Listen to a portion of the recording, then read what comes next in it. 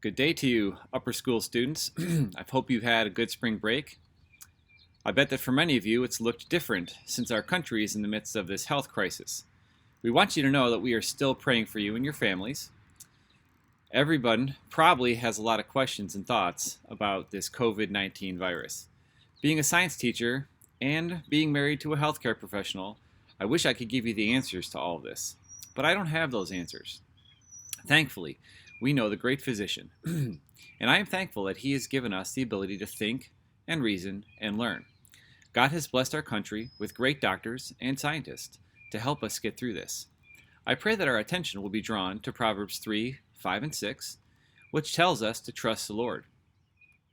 Think on 1 Peter 5, 7, which tells us to cast our cares upon the Lord. Think on Psalm 46, which tells us about who our God is and how He is to be our refuge and strength. Now, to take a moment to talk about school. This week, we have school. You don't get an extra week of nothing. You have gotten or will be getting communication from your teachers.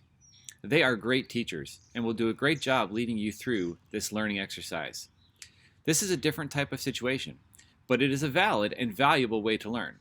I personally have been involved in distance and online education for the last 10 years. I have taught online classes, taken online courses, designed online courses, and I have been using personal supplemental videos for my classes at GBA for years. You can do this, and it is enjoyable. Your teachers will be a great help to you as you do this. I want to encourage you to take this one step at a time. Don't look at this as something you have to fully understand by 9 a.m. on Monday morning. Your teachers will be organizing things for you, and you need to strive to be very organized as well. If you have questions, you need to communicate them to your teachers in a clear and transparent email. Email communications need to have a subject in the subject line, greetings, clear sentences explaining your question, and a kindly worded closing. Please do not be demanding. Your teachers are going to be very helpful. If your teachers have provided an alternative method of communication, phone calls, or something else like a video conference, be sure you understand that they have somewhere between 70 to 100 students they will be having to communicate with. It will be important for you to wait for a period of time for response in some ways.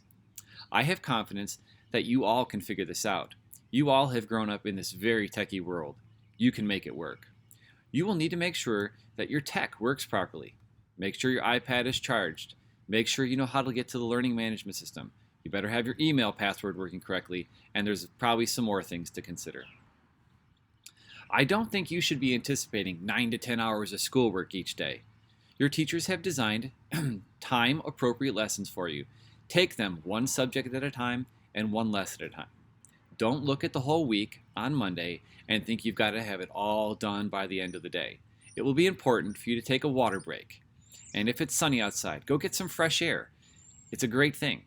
I would encourage you to spend some extra time reading God's Word, and even a good book that you've had your mind on. Maybe you could ask your parents to help you learn to do something new around the house.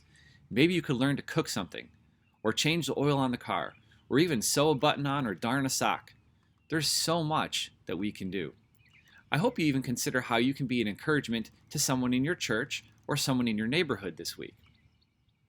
We live in a great time. If this happened when I was a kid, I would just have to read books and do worksheets. You all can interact with your teachers via shared documents, webcams, and you have so much material and media at your fingertips that will allow you to keep processing and learning.